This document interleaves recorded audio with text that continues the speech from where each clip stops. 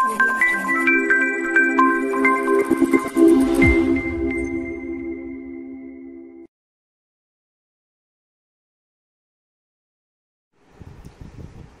Friends, फिर से आपका स्वागत है आविष्कार अकेडमी में। मैं हूं हार्दिक पटेल। चलो शुरू करते हैं हम हमारा ये लेक्चर, जो हमारे एग्जाम में होने वाले क्वेश्चन हैं, इसके होमवर्क के क्वेश्चन है। तो हम इसको पहले से सॉल्व कर लेते हैं जल्दी से। तो हमारे पास है फाइंड डोमेन। फाइंड डोमेन में हम क्या लेंगे? हाँ, ये वाला क्वेश्चन तो हमने कल किया था। चेंज क्या है? ये वाला पार्ट शायद चेंज लग रहा है। चलो जल्दी से कर लेते हैं। अंडर रूट में है 4 - x², डिवाइड में क्या आ रहा है 1 - 2 फ्रैक्शनल पार्ट फंक्शन x। तो हमें एक चेंज करना है कि ये वाला पार्ट हमने उस टाइम पे देखा था, हमारे पास क्या था 2 फंक्शनल पार्ट x -1 ये था। इसकी जगह पे अब हमारे पास क्या है, ये चीज़ है। और इसको क्या करना है हमें पता है, ग्रेटर देन 0 करना है। बाकी सेम चीज़ थी, उसी जो उस एग्जाम्पल में लिया था वही सेम चीज़ है। तो मैं सिर्फ यहाँ पर डिस्कशन कर रहा हूँ। ये डिस्कशन क्या बता रहा है? ये डिस्कशन बता रहा है कि ये जो वैल्यू होगी वो लेस देन 1/2 होगी। अब आपको पता है ये वैल्यू होती कहाँ से 0 से लेके 1 के बीच में होती है। अब ये बोल रहा है लेस देन होती है, तो मैं बोल रहा हूँ इसके बीच में होगी। तो कोई प्रॉब्लम नहीं, आप इसकी वैल्यू इसके बीच में ले लो। बट जब आप x हटा होगी क्या हो जाएगा? n आ जाएगा। x हटा मतलब फ्रैक्शनल पार्ट फंक्शन हम हटाते हैं तब क्या आ जाता है? n आ जाता है। n क्या है? पूर्णांक, मतलब कि वो फ्रैक्शनल नंबर इंटीजर्स है। n क्या है? इंटीजर्स है। चलो इसकी वैल्यू क्या हो सकती थी? -2 और 2 के बीच में। आप याद करो, कल हमने एग्जाम्पल किया था -2 के और 2 के बीच में आती थी वैल्यू। उसमें -1, 0, 1 सब था। अब चेक करते हैं -2 रख के। -2 जैसे रखूंगा इधर आएगा -2, इधर आएगा, इधर क्या आएगा? बोलो जल्दी से। -2 + ½ -3/2। तो ये वाला रीजन हो जाएगा आधे तक। फिर ये वाला आधे, पहले वाला फर्स्ट हाफ हो जाएगा। उसमें क्या हो रहा था? सेकंड हाफ हो रहा था, तो इसमें फर्स्ट हाफ हो जाएगा। -2 से लेके -3/2। उसमें भी ये वैल्यू हो सकती है कि नहीं हो सकती? इक्वल टू वाली साइन, हाँ 0 से बढ़ के हो सकती है। तो इसमें क्या हो जाएगा? ये वाला क्लोज ब्रैकेट आएगा, इसमें ओपन ब्रैकेट आएगा। यूनियन कौन सा ब्रैकेट? क्लोज -½ यूनियन क्या होगा? 0 से लेके ½ और यूनियन क्या आएगा?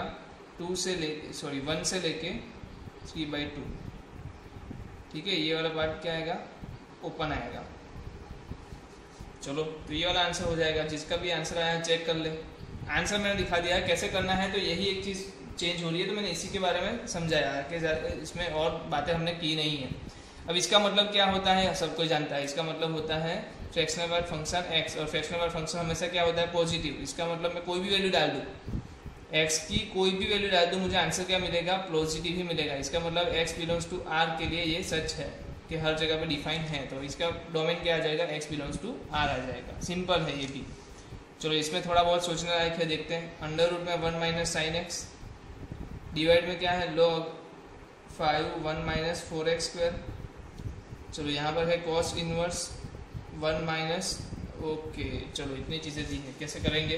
पहली बार देख लो, अंडर रूट में 1 - sin x। तो क्या sin x 1 से छोटा होता है कि नहीं, ये बता दो। sin x ऑलवेज 1 से छोटा होता है, मतलब 1 - sin x क्या होगा? आपको ये चीज़ पता है, sin x < 1। इसका मतलब 1 - sin x क्या होगा? 1 - sin x always greater than 0। इसका मतलब ग्रेटर देन और इक्वल टू 0। क्या ग्रेटर देन और इक्वल टू 0? मतलब इसके अंदर तो हमें चेक करने की जरूरत नहीं है, ऑलवेज पॉजिटिव है, ऑलवेज ओके, ऑलवेज ओके है। चलो तो इसको देखना नहीं है, सिर्फ ये दोनों को देखना है। तो पहली बात, नीचे वाली चीज़ क्या नहीं होनी चाहिए? 0 नहीं होनी चाहिए। ये 0 नहीं होगी, तो इसका मतलब क्या है? 1 - 4x² नॉट इक्वल टू 5। ठीक है, 5:1 लॉग हटाते क्या हो जाएगा? 5:1 हो जाएगा। 5 इधर चला जाएगा, तो 1 - 4x², 4x² को इधर ले जाओ। नॉट इक्वल टू ढूंढ रहे हैं ना, x की वैल्यू क्या नहीं हो सकती? -4, 4 कैंसर, तो वैसे भी नहीं होने वाली। x² never be the -1। आपको पता है x2 की वैल्यू तो हमेशा पॉजिटिव होती है, तो ये कभी नहीं होने वाला। तो कोई टेंशन लेने की जरूरत नहीं है, कोई टेंशन नहीं है। चलो नीचे वाली चीज़ 0 नहीं होगी कभी। चलो अभी हमारे पास और क्या है? हमारे पास क्या है? ये वाली चीज़ क्या होनी चाहिए? ग्रेटर देन 0 होनी चाहिए। तो ये ले लो, ये ग्रेटर देन 0 होनी चाहिए। 1 - 4x², 4x² इस तरफ चला गया, तो ये x² है वो क्या होना चाहिए? 1/4 से छोटा होना चाहिए। आपका x² जो है वो क्या होना चाहिए? 1/4 से छोटा होना चाहिए। तो आपको पता है कैसे लिखते हैं इसको? -½ +½ और ये छोटा है तो कहाँ आएगा? बीच में, और इक्वल टू की साइन भी नहीं है, तो ये ओपन रहेगा। क्या रहेगा? ओपन रहेगा। तो यहाँ पर आपके पास वैल्यू है -½ टू +½ चलो इससे ये पता चला। और कौन सी है हमारे पास कंडीशन? देख लो, ये कंडीशन है 1 - फ्रैक्शनल पार्ट फंक्शन x < क्या है, -1 से 1 के बीच में होना चाहिए ना, ले लेते हैं -1 से लेके 1 के बीच में। तो जैसे ही 1 आप इस तरफ लाओगे क्या बन जाएगा, -2 less than minus fractional x और यहाँ पर 0। अब क्या करोगे आप, माइनस से मल्टीप्लीकेशन, तो क्या हो जाएगा, जैसे माइनस से मल्टीप्लीकेशन करोगे तो inequality change, 2 fractional wide function x greater than 0।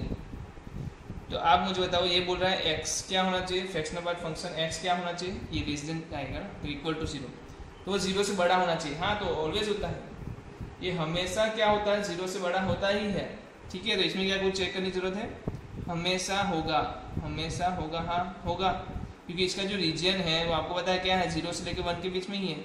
हाँ, तो बोल रहा है 0 से लेकर 2 में होना चाहिए था, 0 से 1 में तो भी दिक्कत नहीं होगी, कोई बात नहीं, तो दिक्कत नहीं होगी। तो चेक करना था, यहाँ पर ये वाली वैल्यू आपको बताएगी कि क्या हो सकती है। ये बोल रहा है कोई भी चलेगा, ये बोल रहा है कोई भी चलेगा, ये बोल रहा है कोई भी चलेगा, सिर्फ ये बोल रहा है कि भाई माइनस हाफ से हाफ चाहिए। तो x का डोमेन क्या हो जाएगा, -हाफ से लेके +हाफ, ये आपका डोमेन हो जाएगा। समझो चीज़ों को फिर से, √1 - sin x दिया है तो ये ऑलवेज ट्रू है, क्योंकि sin x हमेशा 1 से छोटा होता है, तो ये हमेशा हमें क्या देगा, 0 या तो 0 से बड़ी वैल्यू, मतलब कि पॉजिटिव वैल्यू देगा, तो उसका अंडर रूट हम निकाल सकते हैं। अब नीचे वाली चीज़ 0 नहीं हो सकती, तो हमने ले लिया, नीचे वाली चीज़ 0 नहीं होनी चाहिए, सॉरी हमने यहाँ क्या लेना था, 0 लेना था ना, ओके गलती कर दी, हमने क्या लेना था। चलो एक बार फिर से चेक कर लेते हैं इधर, तो इधर चेक करते हैं, log 5 1 - 4x² not equal to 0, 0 नहीं होना चाहिए। तो जैसे 5 उस तरफ जाएगा तो 1 - 4x² नॉट इक्वल टू 1 आ जाएगा।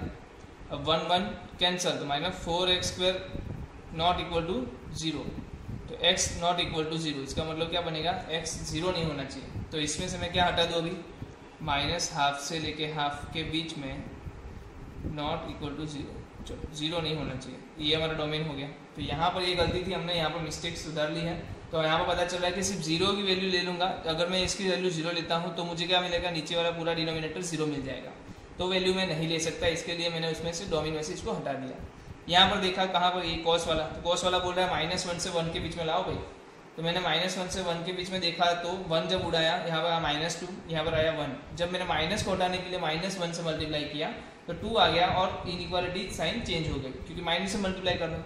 तो 2 और 0 के बीच में ही तो आता है, फ्रैक्शनल वाइड फंक्शन कहाँ आता है, 2 और 0 के बीच में आता है, तो इसका मतलब कि मैं कोई भी वैल्यू ले सकता हूँ, फ्रैक्शनल वाइड फंक्शन की कोई भी वैल्यू ले सकता हूँ, ठीक है। तो ये आपका आंसर हो गया, किसके आंसर, तीसरे का आंसर ये हो रहा है।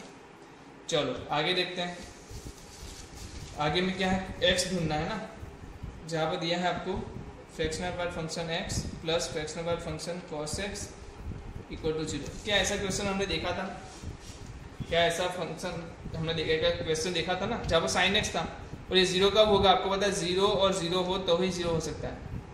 इसका मतलब x क्या हो गया 0, और 0 कहाँ पर होता है, जब x क्या हो, इंटीजर, क्या हो, x हो इंटीजर, और cos x भी 0 कब होगा, जब cos x का आंसर क्या आ जाए, 0 आ जाए। cos x का आंसर 0 कहाँ, सॉरी नॉट 0,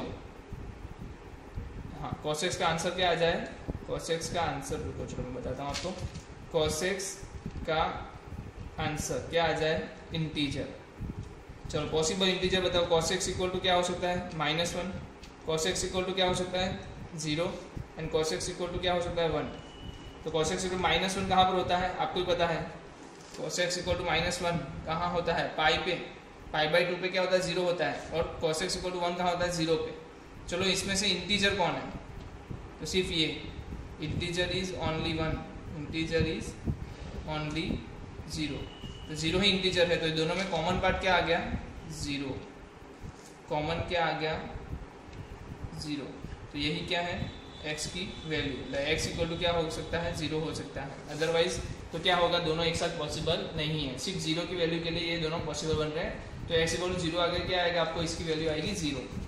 चलो दूसरा देखते हैं, ओ यस, इसमें हम क्या करते थे, याद करो याद करो याद करो, बहुत सही सवाल आ गया, 4 fractional wide function x plus sorry equal to x plus greatest integer function x। तो हम तो क्या करते थे, x equal to n plus f लिखते थे, जहाँ पर n क्या है, इंटीजर पार्ट, और f क्या है, फ्रैक्शनल पार्ट। तो यहाँ पर मैं लिख दूँ n प्लस f, ये क्या हो जाएगा n, ये क्या हो जाएगा 4f। तो क्या है रिजल्ट क्या मिल रहा है, हम क्या बनाते थे, सब्जेक्ट किसको बनाते थे, f को, तो 3f इक्वल टू 2n आया, तो f इक्वल टू क्या आया, 2/3n। तो जल्दी से बताओ एफ की वैल्यू क्या होती है। एफ की वैल्यू होती है 0 से लेके 1 के बीच में। एफ की वैल्यू क्या होती है 0 से लेके 1 के बीच में। तो मैं क्या रख रहा हूँ वहाँ पर 2/3n रख रहा हूँ। तो जैसे ही मैं 2/3 का n मल्टीप्लिकेशन करूँगा तो मुझे क्या मिलेगा 0 लेस देन और equal to n less than 3/2। n की वैल्यू क्या हो सकती है 0 से लेके 3/2 के बीच में। तो मुझे बताओ कौन से इंटीजर्स आते हैं 0 से 3/2 के बीच में। तो n इक्वल टू 0 आता है और n इक्वल टू 1 आता है। क्यों ये दोनों ही लिए, क्योंकि n क्या है इंटीजर है। n क्या है इंटीजर है। तो इंटीजर की वैल्यू क्या हो सकती है n इक्वल टू 1 हो सकती है या तो n इक्वल टू 0 हो सकती है। n इक्वल टू 0 पे f क्या मिल रहा है 0 और यहाँ पर f क्या मिल रहा है 2/3। 2/3 क्या होता है 0.667। चलो यही होता है 2/3 क्या होता है 0.667 होता है। तो इसका आंसर आ रहा है आपको x बराबर 0। यहाँ पर क्या आ रहा है x इक्वल टू 1.667। दो आंसर आ रहे हैं आपके x इक्वल टू 0 और x इक्वल टू 1.667। समझ में आ रहा है, इजी है। चलो नेक्स्ट क्वेश्चन देखते हैं। नेक्स्ट क्वेश्चन क्या है, ऐसा ही है, इसी बेस पे करना है हमें। 2 माइनस एक्स अंदर दिया है इज इक्वल टू 3x दिया है। ओहो मज़ा आ गया ना ये क्वेश्चन देख के। चलो देखते हैं मज़े वाला क्वेश्चन। सबसे पहले तो आप मुझे एक चीज़ बता दो, अगर मेरे पास है n प्लस एफ, मैं क्या बोल रहा हूँ n प्लस एफ है ना आपके पास, तो n प्लस एफ में आप देखते हो एक चीज़, ये n क्या है आपका इंटीजर पार्ट, f क्या है फ्रैक्शनल पार्ट। तो यहाँ पर n मिलने वाला है, यहाँ पर 2 माइनस n प्लस एफ है, याद रख लेना, आगे माइनस है, इसको ध्यान से रखने की चीज़ है। फिर यहाँ पर क्या मिल रहा है 3n प्लस एफ। चलो n तो मिल गया, प्लस 2 इधर क्या होने वाला है ये देख लो, माइनस n माइनस एफ। तो n तो रिजेक्ट हो जाएगा, इंटीजर है तो खा जाएगा, फ्रैक्शनल पार्ट फंक्शन तो इंटीजर को खा जाता है, तो n निकल जाएगा, n का कोई दिक्कत नहीं है। बट जब f निकलेगा बाहर तो वो कैसे निकलेगा आपको भी पता है कैसे निकलेगा, ये माइनस एफ है, समझ लो माइनस एफ क्या होता है आपको पता है, माइनस एफ है और एफ हमने एज्यूम क्या था, इसमें एफ हमने एज्यूम किया था ये पॉजिटिव होगा, क्या एज्यूम किया था ये पॉजिटिव होगा। अगर ये पॉजिटिव है और यहाँ माइनस एफ लिखा है तो ये नेगेटिव है, तो इसको हमें क्या करना पड़ेगा 1 माइनस माइनस एफ करना पड़ेगा। समझ रहे हो 1 माइनस माइनस एफ क्यों लिखा, अगर -2 होता तो क्या लिखते, -0.2 होता तो क्या लिखते 1 माइनस 0.2 लिखते ना, अगर -0.3 है तो क्या लिखते 1 माइनस 0.3 लिखते। तो यहाँ पर क्या लिखेंगे माइनस एफ है तो सॉरी एक ही बार एफ माइनस आएगा तो 1 माइनस क्या लिखेंगे एफ लिखेंगे। अगर -0.9 होता तो क्या लिखते हैं 1 माइनस 0.9, मतलब उसका फ्रैक्शनल लेते हैं। तब याद है ना ये कि भूल गए, स्टार्टिंग में बोला था कि 1 माइनस करके याद रखो, तो यहाँ पर माइनस एफ है तो क्या लिखेंगे 1 माइनस एफ। चलो 3n प्लस 2f, क्या रिलेशन मिला n plus 2 minus 2f equal to 3n plus 2f। तो इधर आ गया 4f, इधर आ गया 4n प्लस 2, तो यहाँ पर वैल्यू मिलेगी f की आपको 2n प्लस 1/2। क्या मिली 2n प्लस 1/2। आपको पता है f कहाँ आता है 0 से 1 के बीच में, तो इधर भी वैल्यू डाल दो 2n प्लस 1/2 की, 2 से मल्टीप्लाई करो 0, 2n प्लस 1 लेस देन 2। तो अगर -1 करो तो इधर -1 लेस देन इक्वल 2n और यहाँ पर आएगा 1। जैसे आप क्या करोगे 2 से डिवाइड करोगे तो -1/2 और 1/2, -1/2 और 1/2 के बीच में कौन सी इंटीजर आता है, इंटीजर कौन सा आता है n इक्वल टू 0 आता है। सिर्फ एक ही इंटीजर आता है, एक ही इंटीजर कौन है वो 0 आता है। अगर n इक्वल टू 0 रखता हूँ तो f क्या मिलेगा 2 0 प्लस 1/2, तो क्या मिलेगा 1/2। तो n x आपका क्या हो गया 0 प्लस हाफ मतलब के 0.5, x की कीमत क्या हो गई 0.5 हो गई। समझ में आया कि नहीं आया। ये माइनस एफ वाला फंडा पता चला, कैसे लिखते हैं हम 1 माइनस लिख देते हैं, ये याद रहना चाहिए 1 माइनस लिख देते हैं। तो इसकी वजह से क्या हुआ 2 माइनस 2f आया। अब 2 की वैल्यू तो यहाँ पर रहेगी, -2f सामने जाएगा तो 4f, 3n इस तरफ आएगा तो ओ यहाँ पर मिस्टेक हुई, यहाँ पर हमने मिस्टेक कर दी। क्या मिस्टेक हुई -2n plus 2 is equal to 4f। तो f क्या आ गया, f आ गया आपका 2 माइनस 2n/4 मतलब कि 1 माइनस n/2। तो ये थोड़ा गलत हो जाएगा, चलो फिर से देख लेते हैं। 0 लेस देन और equal to f less than 1 आ गया, यहाँ पर रख दो value 1 minus n/2 less than 1। तो उसे क्या करेंगे मल्टीप्लीकेशन, तो 0 less than equal to -1 less than 2। Minus n है, पहले तो 1 को माइनस कर दो तो 0 यहाँ पर गया -1 माइनस एन और 1, माइनस एन है, सबको माइनस से मल्टीप्लाई करो तो ये 1 बन गया, ये साइन इनइक्वालिटी चेंज, एन आ गया और less than equal to minus 1 आ गया। अब यहाँ पर साइन इक्वालिटी क्या था, हमने गलती कर दी, यहाँ पर था सिर्फ लेस देन, तो यहाँ पर क्या होगा ग्रेटर देन, तो मतलब माइनस 1 इन्वॉल्व नहीं है, इन्वॉल्व नहीं है, तो कौन इन्वॉल्व है, सिर्फ 0 एंड 1, 0 एंड 1। तो n इक्वल टू 0 के लिए क्या वैल्यू आई थी, ये f की वैल्यू आई थी, देख लो वैल्यू क्या आई थी f की, चेक करो इधर 0 डालोगे तो क्या मिलेगा 0.5, तो x आपका हो जाएगा 0.5, बट n इक्वल टू 1 रखोगे तो क्या मिलेगा 1 माइनस 1 0, तो f क्या मिलेगा 0 मिलेगा, तो x क्या हो जाएगा ऑटोमेटिकली 1, तो x की वैल्यू क्या आ सकती है 0.5 आ सकती है या तो 1 आ सकती है, दो वैल्यू आ सकती है। ठीक है, तो देखो ऐसे भी आप जब फिर से इस क्वेश्चन को वापस से देखने जाते हो तो आपको कुछ ना कुछ मिस्टेक्स मिल जाती है, तो उसको फिर से सॉल्व करना आपका काम है। ठीक है, तो हमने ये फिर से सॉल्व करके आंसर लाया, तो क्या मिला आंसर हमें 0.5 एंड 1 मिला। ठीक है, चलो नेक्स्ट क्वेश्चन पे देख लेते हैं।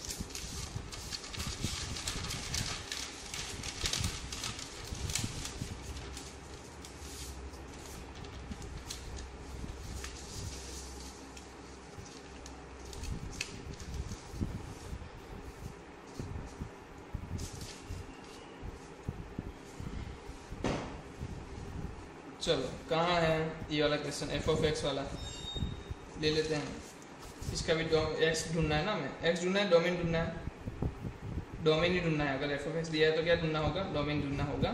तो आप देख लीजिए इसका डोमेन ढूंढना है हमें, अंदर दिया है ln x,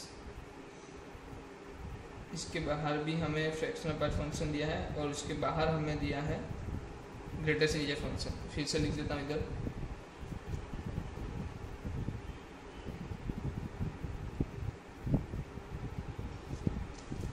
ठीक है। एक प्रॉपर्टी का डिस्कशन करना है मुझे आपके साथ, जो प्रॉपर्टीज़ है मैं यहाँ पर आपको दिखा देता हूँ पहले से। फर्स्ट वो प्रॉपर्टी है, अगर फ्रैक्शनल पार्ट फंक्शन के अंदर फ्रैक्शनल पार्ट फंक्शन हो, सॉरी ग्रेटेस्ट इंटीजर फंक्शन के अंदर ग्रेटेस्ट इंटीजर फंक्शन हो, तो मुझे बताओ एक चीज़ बताना, ग्रेटेस्ट इंटीजर फंक्शन क्या करता है, अगर इसके अंदर इंटीजर आता है तो वो क्या करता है एज इट इज़ दे देता है, एज इट इज़ दे देता है।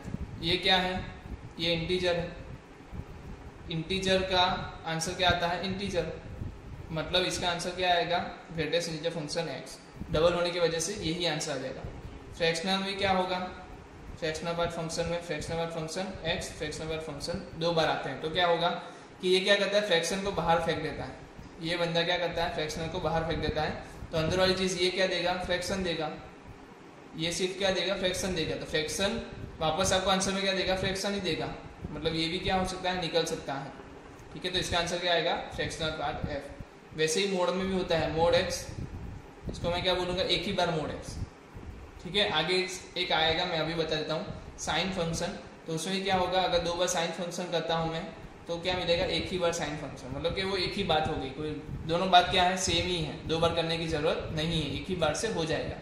बट इसी में एक प्रॉपर्टी ये आती है कि आपको ग्रेटेस्ट इंटीजर फंक्शन दिया है और अंदर आपको दिया है फ्रैक्शनल पार्ट फंक्शन, तो आपको पता है इस फ्रैक्शनल पार्ट फंक्शन का रेंज क्या होती है, तो वो 0 से 1 के बीच में होती है।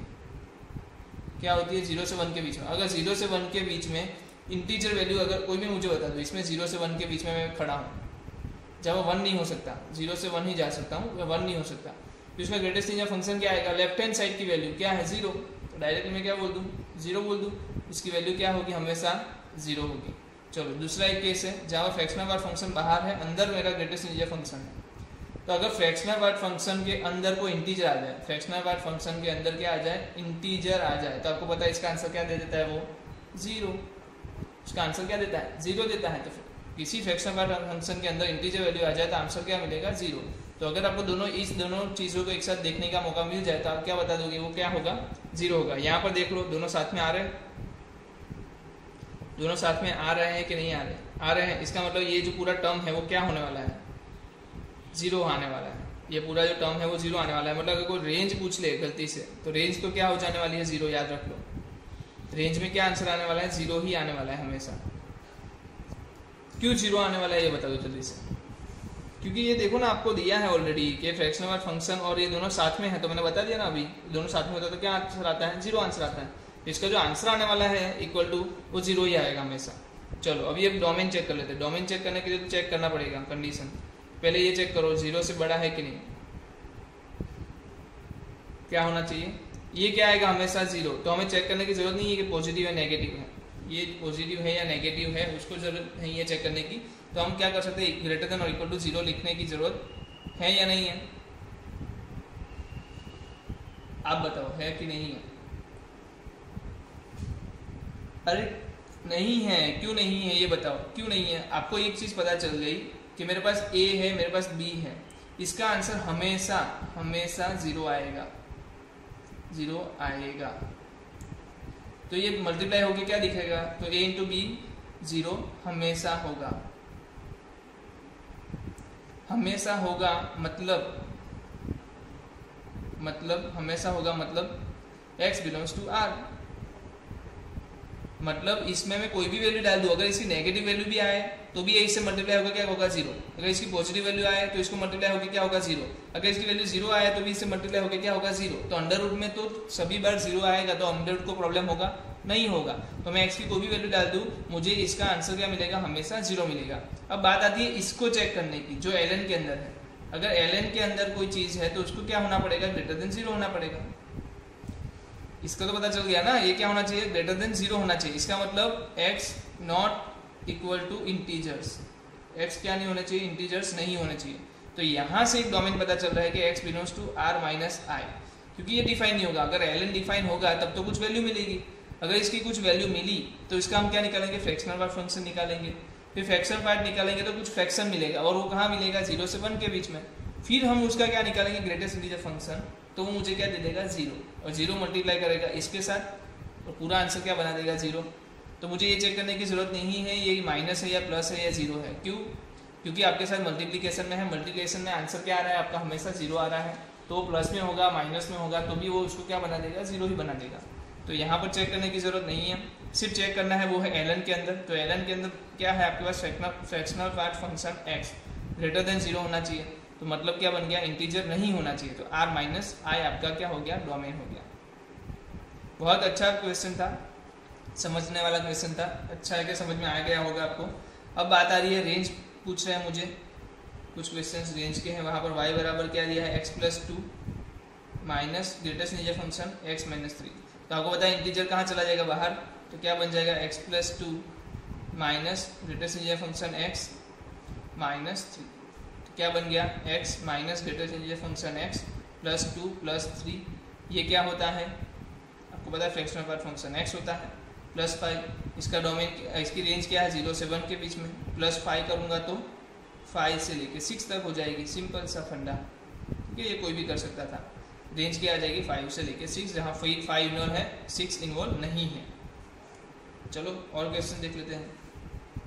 ओ यस, कॉस लॉगरिदमिक ई एक्सपोनेंशियल एक्स। चलो पहली बात तो ये डोमेन क्या आ जाएगा ये बता दो जल्दी से। तो 0 से 1 के बीच में, 0 से 1 के बीच में आएगा नहीं, x r माइनस आई। क्यों, क्योंकि लॉग के अंदर है ना।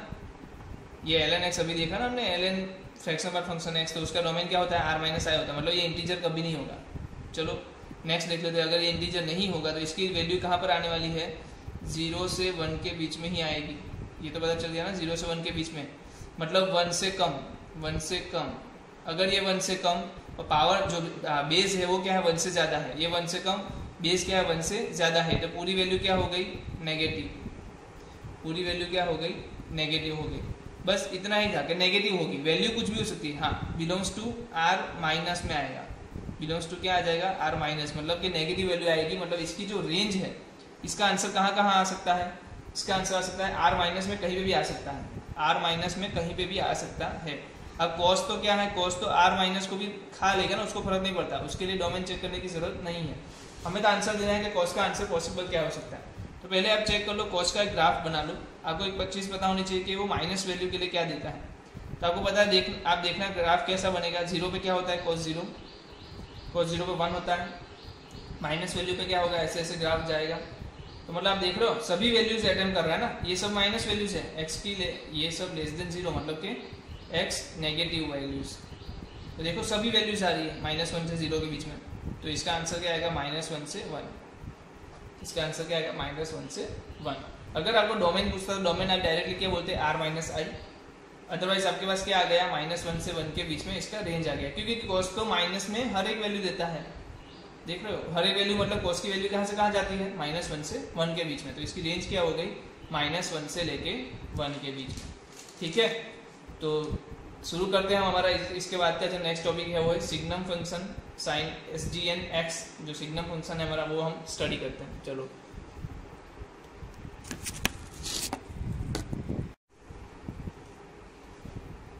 तो चलो फ्रेंड्स, हम अब लेते हैं नया टॉपिक जो है मेरा सिग्नम फंक्शन। कौन सा, सिग्नम फंक्शन। अब सिग्नम फंक्शन में क्या होता है, सिंपल सी बात, हमें साइन बताना है। क्या बताना है, साइन बताना है। अगर ये नंबर पॉजिटिव है तो हम बोलेंगे +1, अगर वो नेगेटिव है तो उसको बोल देंगे उसको -1, अगर उसकी कोई साइन नहीं है तो बोल देंगे उसके पास साइन नहीं है, मतलब कि 0 है। समझ लो, तो हमें बताना है उसका साइन कौन सा है। सिंपल सी चीज़ है, आपको मैं बता देता हूँ। उसको डिनोट कैसे करते हैं, तो डिनोट करते हैं आगे सिग्नम लिख के, सिग्नम ऑफ एक्स। क्या लिखते हैं, सिग्नम ऑफ SGN X, ऐसे हम रिप्रेजेंटेड करेंगे। अब इसका मतलब क्या होता है, इसका मतलब सीधा सा होता है mode x divide by x, जब x 0 नहीं है। अगर x 0 है तो क्या हो जाएगा, 0। ठीक है, कुछ लोग आपको ये भी बताया होगा क्या होता है कि x ग्रेटर देन 0 है। आप भी बताओ, x ग्रेटर देन 0 होगा तो मोड x क्या लिखा जाएगा, एज इट इज, मतलब कि x, तो x कैंसिल हो जाएगा, तो आंसर क्या मिलेगा, +1। फिर आपके पास आता है x लेस देन 0, तो यहाँ पर आपको क्या मिलेगा, जब आप x लेस देन 0 के लिए चेक करोगे तो ये क्या हो जाएगा, -x, तो x कैंसिल, बचेगा क्या, -1, और x = 0 के लिए तो आपके पास क्या है, 0। ठीक है, तो इसका सीधा सा मतलब ये होता है सिग्नम फंक्शन ऑफ x आपको क्या मिलता है, +1, -1 और 0। कब, जब x ग्रेटर देन 0 है तो +1, x लेस देन 0 है तो -1 और x = 0 है तो 0। चलो एक काम करते हैं, इसका हम ग्राफ भी देख लेते हैं किस तरीके का ग्राफ आएगा। तो पहले तो बता दो x = 0 मतलब कहाँ आ गया, x = 0, तो मैं बोल सकता हूँ इधर x = 0, तो 0 पे क्या वैल्यू है, 0, तो मैंने ये 0 पे 0 वैल्यू ले ली। चलो ओके, डन हो गया। अब क्या है, तो अब है x ग्रेटर देन 0। जब x ग्रेटर देन 0 मतलब ये वाला पार्ट x ग्रेटर देन 0 है, और ये वाला पार्ट कौन सा है, x लेस देन 0 है। तो x ग्रेटर देन 0 पे y, ये क्या है, ये आपका y है ना, तो y क्या हो रहा है, -1 हो रहा है, +1 हो रहा है, देख रहे हैं। तो x ग्रेटर देन 0 पे क्या हो रहा है, +1, तो मैं यहाँ पर +1 दे दूँ और यहाँ पर -1 दे दूँ, तो मेरे पास दो वैल्यूज आ गई y की, +1 और -1। +1 कब है, जब 0 से बड़ा हो, तब मतलब कि पूरा इनफाइनाइट तक क्या आएगी वैल्यू आपकी, +1 ही रहेगी। तो ऐसे ही, बट 0 पे तो नहीं होगी ना, 0 पे वैल्यू +1 नहीं होगी, यहाँ पे भी 0 पे -1 नहीं होगी, बट 0 से कम कोई भी ले लूँ वैल्यू क्या रहेगी, -1। तो ये क्या हो गया, आपका ग्राफ हो जाएगा किसका, सिग्नम फंक्शन का। अब यहाँ नोटिस कर लो, तो x की मैं कौन सी वैल्यू ले रहा हूँ, मैं हर एक वैल्यू ले रहा हूँ, -∞ से लेके हर एक वैल्यू ले रहा हूँ, मतलब ये x बिलोंग्स टू क्या हो गया, R, मतलब ये R क्लब का मेंबर है, R क्लब का मेंबर हो गया, ये आपको पता होना चाहिए, R क्लब का मेंबर हो गया। अब रेंज की बात करते हैं, रेंज क्या हो सकती है, तो इसका वैल्यू क्या हो सकती है, -1 हो सकती है, 0 हो सकती है, या तो 1 हो सकती है। तो तीन ही केस है, इसका आंसर क्या आ सकते हैं, तीन ही का आंसर आ सकते हैं, एक है -1, एक है 0 और एक है 1। तो तीन आंसर ही आ सकते हैं, इसका मतलब इसकी रेंज क्या हो जाएगी ऑटोमेटिकली, -1, 0 एंड 1। देखो कितनी सिंपल चीज़ों से हम ये चीज़ें सॉल्व कर पा रहे हैं। अब बात आती है, हमें सिग्नम फंक्शन सिर्फ x का तो पूछने नहीं वाले, मतलब क्या, तो सिग्नम फंक्शन का अगर एग्जांपल ले ले, तो मुझे दे दिया -1, तो आंसर क्या आएगा, -1। सिग्नम फंक्शन दे दे -e, तो मैं क्या बोलूँगा, -1। क्यों, क्योंकि e पॉजिटिव है और ये माइनस है, तो वैल्यू क्या बनेगी, नेगेटिव, और जब भी नेगेटिव आएगी आप क्या बोलोगे, आंसर -1। सिग्नम फंक्शन पाई क्या आएगा, +1। सिग्नम फंक्शन आपको दे दे cos इनवर्स x, क्या आएगा, +1। कैसे बता दिया, क्योंकि cos इनवर्स x हमेशा क्या होता है, याद करो, cos इनवर्स x हमेशा क्या होता है, +1। 0 भी हो सकता है, तो चलो मैं मोड लगा देता हूँ, तो भी 0 हो सकता है, तो चलो हम +1 लगा देते हैं, मोड cos इनवर्स x +1। इसका मुझे सिग्नम फंक्शन पूछ लिया, तो क्या बोलूँगा, +1। ठीक है, +1 कब आएगा, जब पॉजिटिव वैल्यूज होगी, -1 कब, मतलब -1 कब आएगा, जब नेगेटिव वैल्यू होगी। तो सिंपल सा फंडा है, बहुत सिंपल सी चीज़ है, कुछ ज़्यादा दिमाग नहीं लगाना है। अगर मुझे पूछ ले सिग्नम फंक्शन कुछ और बता दूँ, तो मैं आपको पूछ ले 3.2, तो क्या बोलोगे आप, -1। सिग्नम फंक्शन बोले √2x, तो आप क्या बोलोगे, ये तो हमेशा पॉजिटिव है, आगे माइनस साइन दी है, इसका मतलब ये पूरा नेगेटिव हो गया, तो -1 रख दोगे। सिंपल है कि नहीं simple. sin 0 divide by x square, क्या लिखोगे, sin 0 क्या होता है, 0 होता है, तो इसका आंसर क्या आ जाएगा, 0 आ जाएगा। अगर 0 है तो 0, पॉजिटिव नंबर है तो +1 और नेगेटिव नंबर है तो -1। बट हमें तो क्या है, हमें मतलब है सिग्नम फंक्शन f(x) से। इससे मतलब है कि अंदर कोई फंक्शन दिया हो और उसका आंसर क्या आ सकता है। अंदर कोई फंक्शन दिया हो तो सिंपल सी बात है ना, अगर फंक्शन मेरा क्या हो >0 तो क्या बोल दूंगा +1। अगर फंक्शन मेरा क्या है <0 तो मैं क्या बोल दूंगा -1। और फंक्शन मेरा क्या हो गया 0 तो मैं बोल दूंगा 0। तो आपको जब भी सिग्नम फंक्शन दिया जाए, क्या दिया जाए, जब भी सिग्नम फंक्शन दिया जाए, आप तो क्या करोगे, इस तरीके से पहले लिख लोगे। ठीक है, इस तरीके से लिखने के बाद कुछ और ज़्यादा सोचोगे। जैसे कि मैं अगर हमारे पास दिया है क्वेश्चन में सिग्नम फंक्शन e⁻x, तो सबसे पहला काम मैं क्या करूँगा, इसको पहले लिख दूंगा +1 -1 0 e⁻x > 0 e⁻x <0 e⁻x = 0। और आप में से कुछ लोग होंगे, सर बोलेंगे सर ये =0 कब होता है, बताओ। मैं भी बोल रहा हूँ नहीं होता है, तो ये मैं बोलूँगा ये नहीं लेना है। फिर आप बोलोगे सर ये << भी तो कभी नहीं होता, मतलब पॉजिटिव नंबर का कोई पावर करो तो आपको पता है सर वो पॉजिटिव है आ सकता है, नेगेटिव आ ही नहीं सकता। हाँ तो नेगेटिव नहीं आ सकता तो इसको भी छोड़ दो, बाकी क्या बचा ये। हाँ तो मैं बोलूँगा क्या आंसर आएगा +1, वो भी कब, e⁻x > 0 है तब, क्योंकि e⁻x > 0 ही होता है, ये हमेशा x <0 होता है। इसका मतलब कि इसका आंसर क्या आने वाला है, +1। अगर रेंज भी पूछ लेते तो इसका आंसर क्या बोलते हैं आप, 1, क्योंकि इसकी रेंज में आंसर क्या आ रहा है, हमेशा 1 ही आ रहा है, तो रेंज क्या हो जाती, 1। चलो और एक क्वेश्चन लेते हैं। सिग्नम फंक्शन हमारे पास है x², तो क्या करेंगे, बिना कुछ सोचे पहले तो क्या करेंगे, +1 -1 0 x² > 0 x² < 0 और x² = 0। चलो जल्दी से मुझे बता दो इसकी वैल्यू बता दो कि +1 आएगा। हाँ सर ये तो ऑलवेज +1 होता है, सिर्फ 0 को छोड़ के, 0 नहीं रखता हूँ तो सभी x की वैल्यू क्या मिलेगा +1। ये होगा कभी तो ये कभी नहीं होगा, ये होगा और ये होगा। तो चलो मैं इसका ग्राफ बनाने की भी कोशिश करता हूँ। तो 0 कहाँ मिल रहा है मुझे ये चीज़ पहले बता दो। 0 0 पे मिल रहा है तो मैं बोल दूँ 0 पे मिल रहा है, चलो 0 पे मिल गया। फिर आपको पता है x की कोई भी वैल्यू ले लूँ, मैं नेगेटिव वैल्यू भी ले लूँ, मैं पॉजिटिव वैल्यू भी ले लूँ, हमेशा मुझे आंसर क्या मिलेगा +1। किसका साइन बना रहे हैं हम, किसका ग्राफ बना रहे हैं, सिग्नम फंक्शन x² का। तो अगर मैं नेगेटिव वैल्यू लूंगा तो भी x² क्या बना देगा उसको पॉजिटिव, अगर पॉजिटिव वैल्यू लूंगा तो भी x² क्या बना देगा उसको पॉजिटिव बना देगा। तो हर केस में आंसर तो क्या ही आने वाला है आपका पॉजिटिव। इसका मतलब पॉजिटिव जब मैं वैल्यू डालता हूँ तो आंसर क्या मिलता है +1। तो मैं इसको इस तरीके से डिनोट कर सकता हूँ, क्योंकि जहाँ पर 0 नहीं लेना है, 0 0 पे है, 0 पे वैल्यू 0 है, ठीक है, 1 नहीं है। बाकी हर केस में आंसर क्या है 1। तो अगर मुझे इसकी रेंज पूछ ली जाए तो कोई बता सकता है क्या होगी, रेंज क्या होगी, कोई भी बोल सकता है 0 और 1 होगी। क्या होगी, 0 और 1। आसान है, समझ में आ रहा है सिग्नम फंक्शन क्या बता रहा है। जो भी साइन है उसको 1 लगा के चिपका दो, ठीक है, प्लस है तो +1, माइनस है तो -1। चलो और एक क्वेश्चन ले लेता हूँ, ज़्यादा समझ में आ जाएगा। सिग्नम फंक्शन x² -1, क्या है सिग्नम फंक्शन x² -1। तो क्या करेंगे, पहले तो +1 -1 0 x² -1 > 0 x² -1 < 0 एंड x² -1 = 0। तो सबसे पहले मुझे ग्राफ ड्रॉ करना है, तो एक चीज़ बता दो 0 कहाँ पर होगा। तो 0 आपका होने वाला है प्लस और -1 पे। तो मैं पहले -1 ले लूँ, एक +1 ले लूँ, इस पे आंसर क्या होने वाला है 0। तो मैंने ये 0 आंसर दे दिया, ठीक है, एक 0 आंसर आ गया। चलो इतना काम हो गया, डन। चलो ये बोलो x² -1 < 0 कहाँ होगा, इसका डायरेक्ट आंसर बताना आपको, -1 से 1 के बीच में, ये वाला रीजन। तब क्या हो रहा है, -1 हो रहा है, तब क्या हो रहा है -1 हो रहा है, तो -1 रख दो इधर,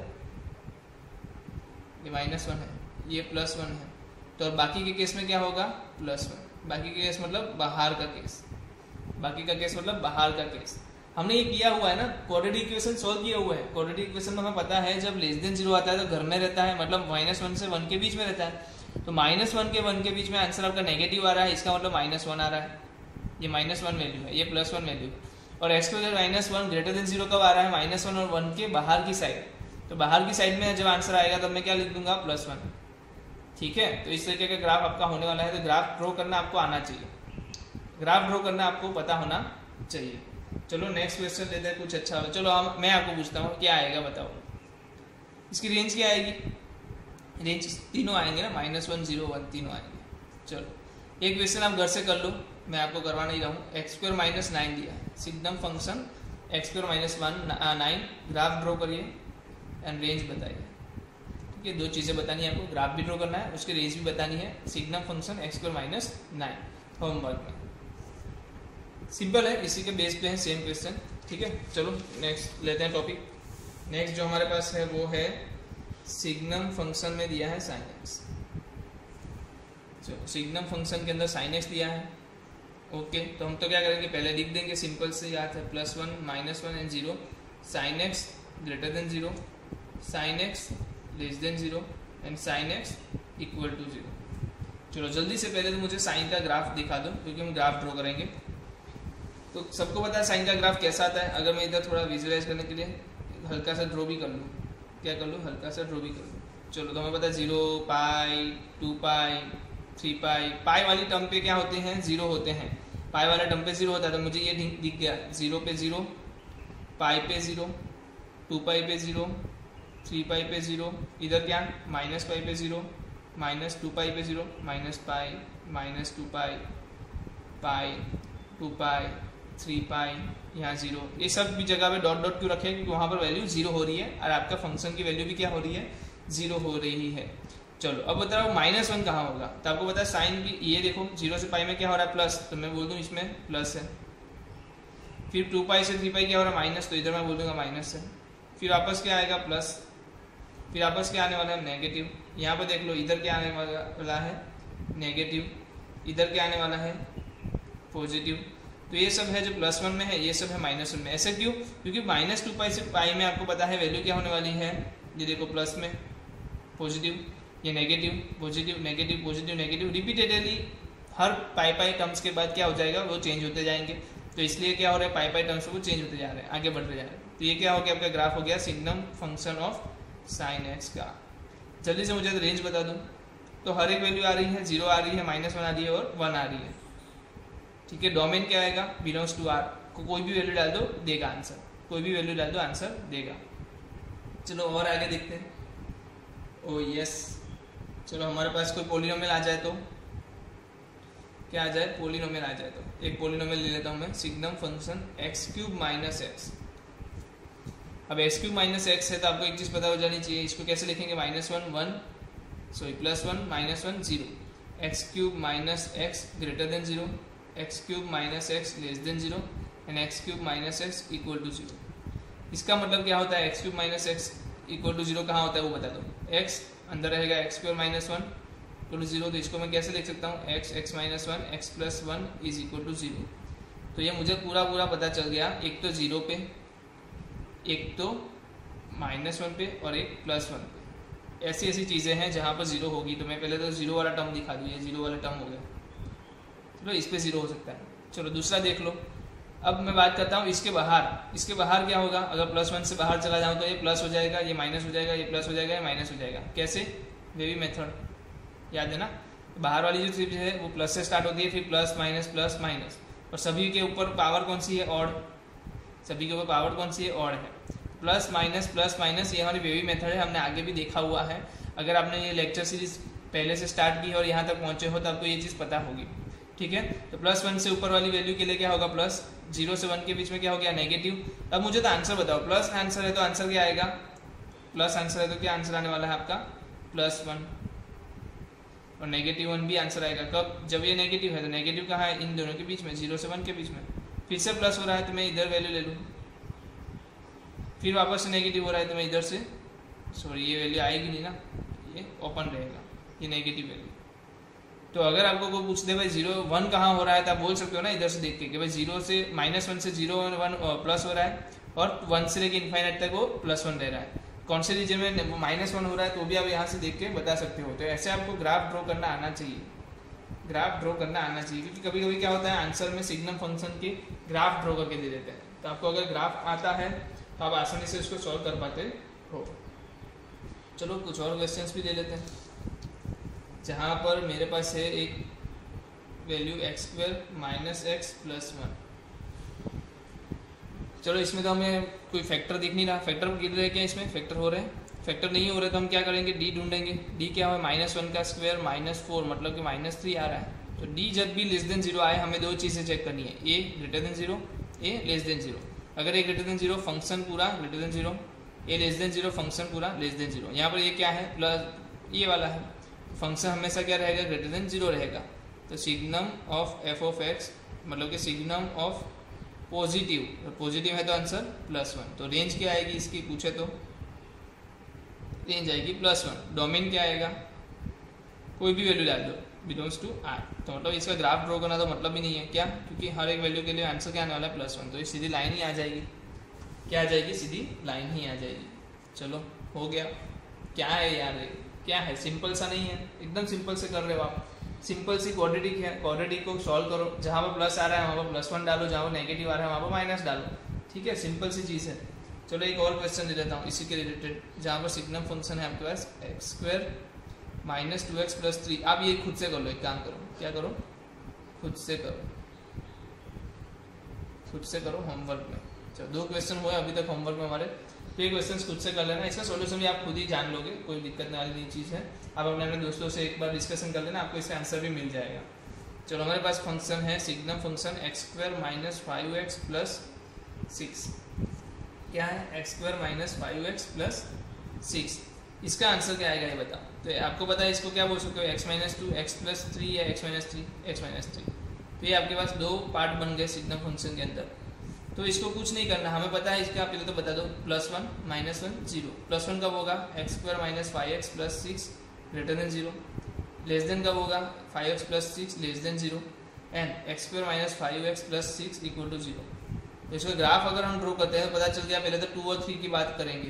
2 और 3 पे क्या हो जाएगा, 2 और 3 पे 0 हो जाएगा, तो मैं 0 रख दूँ पहले। और देखो प्लस कहाँ होने वाला है, तो आपको पता है ये प्लस स्टार्ट होता है, माइनस होता है, प्लस होता है, ऐसे ही होगा ना। तो प्लस के लिए हमें क्या मिलेगा, +1। तो मैं इधर +1 इधर दिखा रही हूँ, -1 इधर दिखा रहा हूँ। +1 के लिए तो यहाँ से लेके प्लस में और यहाँ से लेके इधर प्लस में, तो ये वाला रीजन है जहाँ पर क्या रहेगा, नेगेटिव रहेगा। तो ये आपका क्या हो गया, ग्राफ। तो ऐसे ग्राफ ड्रॉ करना आ जाएगा, सिंपल है, क्वाड्रेटिक इक्वेशन तो बिंदास आ जाएगा, कोई बड़ी बात नहीं है। हमने ये वेवी मेथड बहुत बार करके देखी है, बहुत बार आगे क्वेश्चन सॉल्व किया है जिसमें इसको हमने सॉल्व करके रखा है। ठीक है, तो ये कोई भी बंदा कर सकता है बहुत आसान तरीके से। ठीक है, चलो एक जो चीज़ है बाकी बच रही है जो मैं आपको यहाँ पर बता देना चाहता हूँ। चलो कोई बात नहीं, कोई ऐसा बड़ी बात नहीं है, अगर हम आगे जाके क्वेश्चंस जो सॉल्व करेंगे तब उसको मैं आपको डिस्कस करा दूंगा। ठीक है, तो यहाँ तक का जो है आपका सिलेबस रहने वाला है। ये जो हमने सिग्नम फंक्शन देखा वो भी सिलेबस में हो सकता है, वो भी सिलेबस में रहेगा। संडे की जो एग्ज़ाम है, परसों जो एग्ज़ाम है, तो अब ध्यान से आप तैयारी करें, ध्यान से एग्ज़ाम की तैयारी दें। कल जो मैं लेक्चर देने वाला हूँ आपके साथ, वो लेक्चर रहेगा आपका डोमेन का। मतलब डोमेन का हमने जितना भी पढ़ा है, जितना भी हमने ये सब जो अलग अलग फंक्शंस देखे हैं, ट्रिग्नोमेट्री फंक्शन ले लो, इनवर्स ट्रिग्नोमेट्री फंक्शन ले लो, या ये ले लो, ग्रेटेस्ट लीनियर फंक्शन ले लो, फ्रैक्शनल पार्ट फंक्शन ले लो, पॉलिनोमियल फंक्शन ले लो, कुछ जितने भी फंक्शंस हमने पढ़ लिए, मोड ले लो, मतलब कि मानक विधेय ले लो, जो भी ले लो आप, ये जो चीज़ें हैं ना सब हमने जो पढ़ी हैं, वो सब चीज़ों में यूज़ करके हम डोमेन के क्वेश्चन सॉल्व करेंगे। क्या करेंगे, डोमेन के क्वेश्चन सॉल्व करेंगे। जिससे भी क्या होगा कि अगर आपने ये, आप तो क्या करो, आप ये वीडियो देखो, वीडियो देखने के बाद एक काम करो, सिंपल सा रिवीजन कर लो। पहले क्या कर लो, पूरा जो इतने सारे जो लेक्चर्स हुए हैं, नोट्स आपने अच्छे से बनाई होगी, नोट्स कंप्लीटली क्लियर की होगी, नोट्स को एक बार मतलब देख लो। रट्टा मारने की बात नहीं कर रहा हूँ, कोई चीज़ का रट्टा नहीं मारना हमें, अंडरस्टैंडिंग से देख लो, पूरा 1-2 घंटा इज्जत से दे दो, समझ लो। समझने के बाद कल मेरा लेक्चर आने वाला है आपके साथ। कल मैं आपको एक लेक्चर भेज रहा हूँ, अर्ली मॉर्निंग ही भेज दूंगा मैं आपको। अर्ली मॉर्निंग ही मैं ट्राई करूंगा कि आपके साथ पहुंच जाए। और जैसे ही अर्ली मॉर्निंग अगर आपके पास पहुंचता है तो आप उस लेक्चर को देख के क्या करो, अपनी प्रैक्टिस करो। उस लेक्चर में जो भी क्वेश्चंस बताया जाए खुद से ट्राई करो। क्या करो, पहले खुद से ट्राई करो। खुद से ट्राई हो जाने के बाद ही उस सॉल्यूशन को देखना जो मैंने उस पर डिस्कस किया होगा। तो पहला काम क्या होगा आपका, वो लेक्चर को खुद से ट्राई करना। ठीक है, मैं पहले जैसे लेक्चर शुरू होगा मैं आपको वो पहले तो एक लिखा हुआ फॉर्मेट दे दूंगा जहाँ पर आपके पास सिर्फ क्वेश्चंस होंगे। पहले उसका स्क्रीनशॉट ले लेना, वीडियो शुरू मत करना, पहले उसको सॉल्व करो। सॉल्व करने पूरे सॉल्व हो जाए, खत्म हो जाए, सबके आंसर्स आ जाए, इसके बाद मेरा क्वेश्चंस देखना शुरू करो। होमवर्क के जो मतलब वही क्वेश्चंस के सॉल्यूशंस देखना शुरू करो। तो कौन सा लेक्चर रहेगा हमारा, नेक्स्ट लेक्चर में क्या रहने वाला है, डोमेन। क्या रहने वाला है, डोमेन। चलो शुरू करते हैं, मतलब यहाँ पर सॉरी खत्म करते हैं, शुरू कहाँ करते हैं, खत्म करते हैं। तो यहाँ तक का सिलेबस हमारा एग्जाम में होने वाला है, तो अच्छे से तैयारी करिए और एग्जाम में फुल मार्क्स लाने की कोशिश करिए। ठीक है, बहुत सारी चीज़ें हैं जो शायद से मुझे नहीं बतानी चाहिए थी, फिर भी मैंने आपको बताई है। तो इसके लिए अच्छे से प्रिपेयर करके रहो आप।